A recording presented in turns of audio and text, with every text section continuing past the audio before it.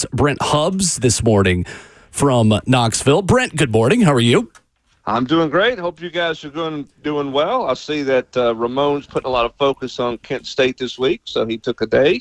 Yeah, honestly, Brent, he has taken Jason Swain's advice on Twitter that the team is not allowed to overlook an opponent, but maybe we as fans are. There you go.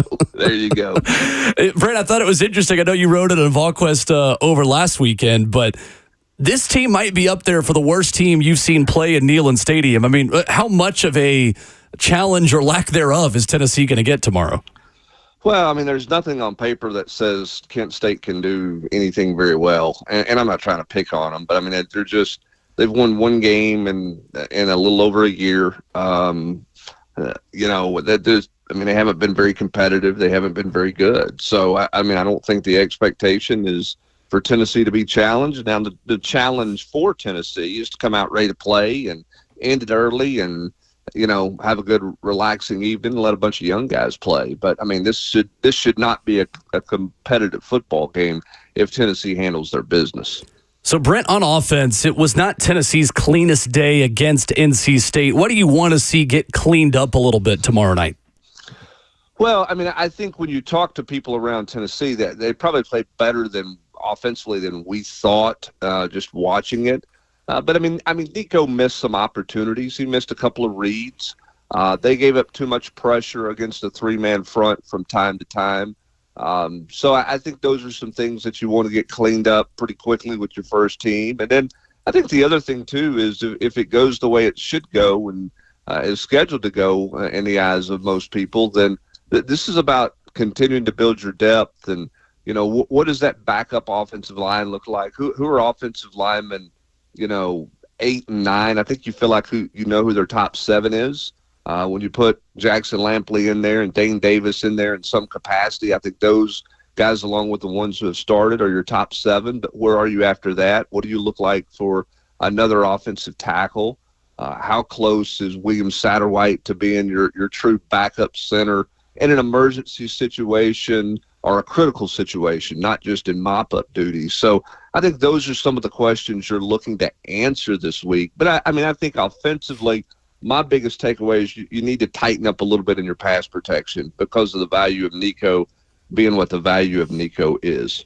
Brent, I know we talked last week about Mike Matthews and maybe the opportunity to get in there against Kent State and ramp up and be a contributor perhaps in some capacity for Oklahoma. Do you see that being a possibility tomorrow night? Yeah, I think you'll see him and Braylon Staley. I think you'll see them both get their first action. The two freshman receivers. Obviously, Mike Matthews is further along in the eyes of most people. I think he had a better spring than Staley. Not that Staley did bad, but I think Matthews made more of an impact in the spring. I think the question is, where is he, not necessarily for Oklahoma, but where is he during the stretch here? Where does he factor in? Because I think that group was playing well. I know they didn't get the ball thrown their way on Saturday because, Tennessee went into that 2 tight end set. They really thought that success in the 2 tight end set would make NC State alter their personnel, and might go heavy and end up getting out of some of that drop 8 coverage in the secondary, giving them some one-on-one opportunities outside and give them a chance for some shot plays. They thought they could become pretty explosive vertically offensively after some success running the ball, but NC State never changed. They just took death by 1,000 paper cuts, if you will, and just stayed in that look to prevent any big shots over their head. And Tennessee, to their credit, to this coaching staff's credit, was extremely patient and just stuck with what was getting them 8 or 10 yards of play and said, you know what, we'll run it 40 some odd times if that's what we have to do. We're totally comfortable with that. So I think this receiving core has got a lot of talent. I think they got a lot of depth. So where Matthews will factor into that moving forward, I think is going to be interesting. This is a big opportunity for him, I think, tomorrow night. From VolQuest, he is Brent Hubbs joining us here on the show. And Brent, let's talk about this defense, the defense that's only allowed 4 third down conversions and only 2 plays of 20-plus in 2 games. Just what is their strongest point, do you think, the strongest group on that side of the football? I think it's the defensive tackles, to be honest with you. And I like them at end. I think their defensive line in general is really good. But I think when you go back and look at what they've been able to do the first 2 games, it's what they're getting done inside. pressure in the face of the quarterback, stopping the run with the defensive tackles, freeing up linebackers to go make a play. I mean, they're rotating 6 defensive tackles on a regular basis, and 5 of them had tackles for loss against NC State. Now, here's the thing about NC State that you have to keep in mind. NC State's given up 22 tackles for loss in 2 games. So, they're having their struggles on the offensive line. But, boy, Tennessee won and was dominant up front. I think it starts there with them defensively. And I think you look at any good defense, Brad, across all levels of football, man, if you can defend the run with 4 up front, if you can get some pressure with 4 where you don't have to bring extra people all the time, it changes what all you can do defensively. And through 2 games, Tennessee's been successful at that. Now, we know the challenges are going to get greater moving forward, but through 2 games, Tennessee's been really good up front. Do you think Josh is concerned about balancing the football? Of course, with a quarterback as prolific as Nico is, they're going to be keying on Brew McCoy. They're going to be keying on Squirrel White, guys that have been in the program and have some minutes and trying to develop rapport. What about their ability to run the football in those less predictable situations? Well, I think if you look at Josh Heupel and you look at his history, going back to when he was at Missouri and he really started implementing this Art Briles system, everybody talks about explosives. Everybody talks about vertical throws and air raids or whatever. The most consistent thing that Josh Heupel offense has done the last decade, I guess it's close to it now, is they've run the football. The names on the jerseys change in the offensive front. The names change in the back offensive backfield at running back, but they are successful running the football. They have rushed for over 200 yards 26 times or 27 times now in 41 football games as Tennessee's head coach. They run the football. And again, that's what they did on Saturday. And when they spread you out, Brad, you're playing a numbers game in the box. If you want to stay committed to stopping the run and commit people to the box, then they're going to throw it over your head and they're going to get the one-on-one looks they want sideline to sideline.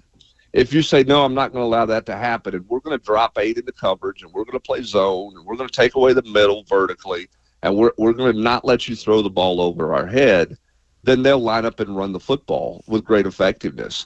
So that's where Tennessee's at. If they can use all parts of the field in the passing game, they become very hard to defend because they've shown they're committed to running the football, particularly when the numbers are in their favor. The last thing to that, too, Brad, that's different from a year ago is Tennessee's much more effective in the RPO game with Nico as the quarterback. Brent Hubbs of VolQuest joining us this morning on RK Dub. Joins us every time on Friday at this time of the day. So, Brent, 78 snaps, 4 tackles, 2 QB hits for the young Buu Carter. What have you been impressed with the most from this guy early on? Hasn't busted. Hasn't made that critical mistake to give up something over the top. I'm sure he hasn't played everything perfectly, but he's not had a glaring error despite his aggressiveness, and he likes to get really aggressive. But I think he's played within the framework of the defense each and every snap that he's been out there. And Tennessee's committed to playing him. He and Christian Harrison, I think, have played an equal number of snaps through 2 games. He's been in a regular rotation. Those snaps have not been, quote, mop-up duty snaps. They've been in there.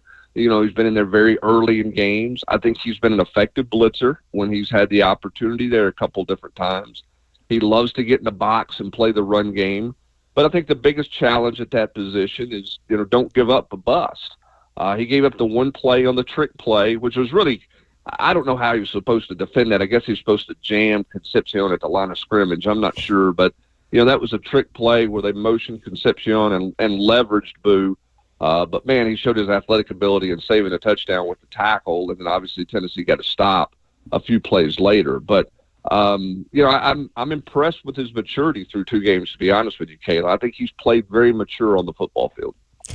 So paint the picture, Brent, in terms of this type of game in Kent State, but what's on the horizon in Oklahoma and going back where Josh Heupel had his extraordinary career. Is there a lot of noise right now on Rocky Top about the next game, not Kent State? Well, for fans. Fans have moved on quickly. No offense to Kent State, but that's not on the fans' brain. The fans are talking about playoffs and, man, what does a playoff picture look like if you go to Norman and win? And, you know, what got a chance at Georgia now? I mean, can you do this? Can you do that? You start, you know, projecting way on down the road. I mean, that's what fans do. It's hard to stay in the moment, and it's understandable. I think the challenge for this team and this coaching staff is to keep everything the same and stay in the rhythm and the routine and you know, the moment for the week, which is hard. I mean, these guys are smart. They read. They know what's out there. They watch film. They know what's coming to town on Saturday, and so the maturity of this football team will be tested this week. You know, it's tested today. Are you focused on getting ready to play?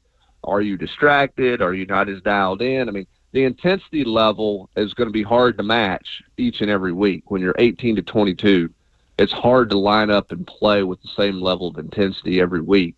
Now, you should be able to be less intense this week and win the football game. But how well do you start this game? Where's your maturity at with your leadership? It's a good test for that, tomorrow night. And again, if you do things the right way, you want to play this like Chattanooga. You want to get those starters off the field the first half, play your young guys, and then you're really setting your sights towards Oklahoma. VolQuest's Brent Hubbs with us this morning on Ramon, Caitlin, Will. And Brent, it's incredible what happens when you got a quarterback in the top 5 of betting odds for the Heisman. You play a standalone game and you crush a ranked team. And all of a sudden, people start talking about Tennessee and the national championship, and not just being in that second tier, but maybe being in that top tier of teams this season. Has your opinion on Tennessee's potential and Tennessee's ceiling this season changed at all after seeing them play 2 games? No, not really. To be honest with you, I mean, I think I picked them 10-2 in the preseason, and I believed when I looked at the schedule and tried to figure out a prediction. I kept coming back to this phrase or to the point that I see them capable of winning every game. Doesn't mean they're going to win every game. Obviously, I didn't predict them to do that, but I look at this schedule and I look at the talent of this team. And if Nico's what we think Nico is, and the depth that they have around him on both sides of the ball, and it's hard for me to go, well, you know what? That's an L. That's a guaranteed L. Take that one to the bank. It's an L. Going to Athens, Georgia, obviously is really hard to win. That's way on down the road. But I don't think my opinion of this team has changed, because I thought they could be really good, and I still think they could be really good in the defensive line. I don't know that it's fool's gold. That's not an accurate statement. I don't think NC State's nearly as good on the offensive line as I thought they would be when I looked at them in the preseason with all the veterans they have returning. I thought that'd be a pretty good offensive line.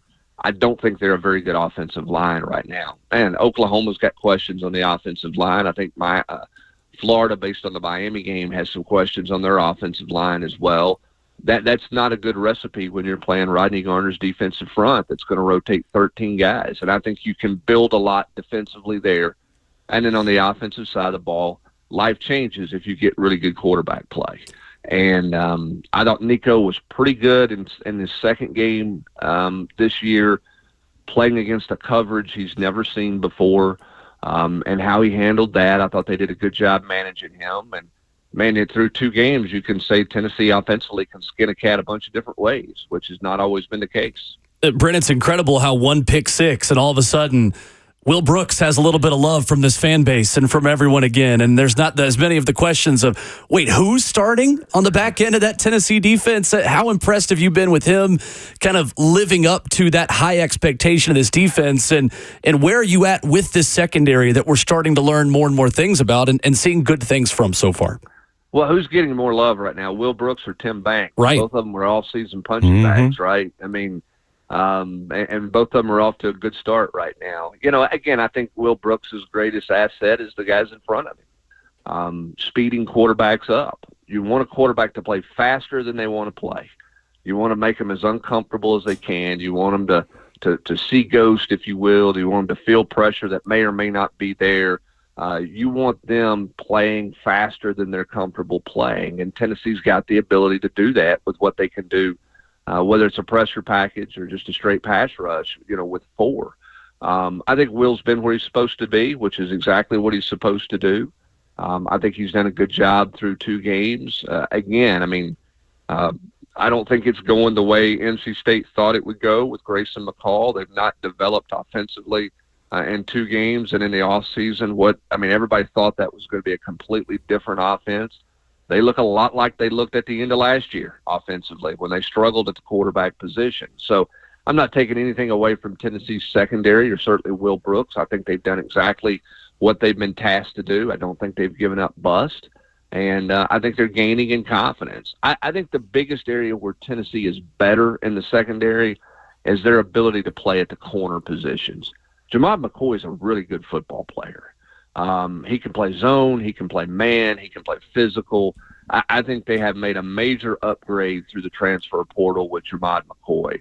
And I think Ricky Gibson in year 2 has been, even though he only played the NC State game because he missed the Chattanooga game, I thought he was solid in his first game.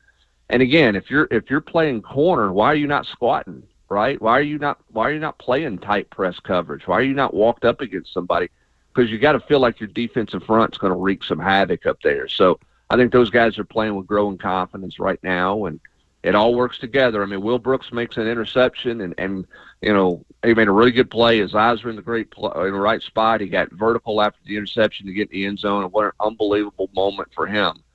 But when coaches say, hey, it takes all 11 guys, the Will Brooks interception doesn't happen if Joshua Josephs is not getting it done up front and forcing that ball to be floated over his arms, and it sailed on Grayson McCall. So it takes everybody, and right now defensively, collectively, 11 guys are playing well together. He is Brent Hubbs of VolQuest's On 3. You'll hear him tomorrow night, courtesy of the Vol Network, here on The Zone as well. Brent, excellent as always, sir. Thank you. All right, thanks, guys. Have a good one. Yes, You too, sir. Brent Hubbs of VolQuest giving us the breakdown on Tennessee, Kent State. I think good news that you get Mike Matthews in the fold tomorrow. Guy was one of the top receivers in the country in the class of 2024, and he's not had to play whatsoever. So good opportunity to see everybody in orange tomorrow against legitimately one of the worst teams to play in Neyland Stadium in the last 30 years. Pants and jerseys. Orange. That's right, orange breeches. It's my favorite look that they have, is Really? the all orange. I kind of like that smoky look. Really? Yeah, it looks a little more intimidating. I feel like I get like that. it too. I get that more than anything from people that didn't go to Tennessee, which there's nothing wrong with that. But it's interesting how you get a lot of the traditionalists. Yeah. They go there, they just want the orange with the white, and then the unbiased, third party perspectives like, no, the gray looks great. Just makes me thirsty. The white on orange, what? Orange juice. Okay. Oh, that or orange popsicle. I did not know where you were going with that. 615-737-1045. What is the most interesting game of the NFL weekend? Some good options for you. We'll dive into them next.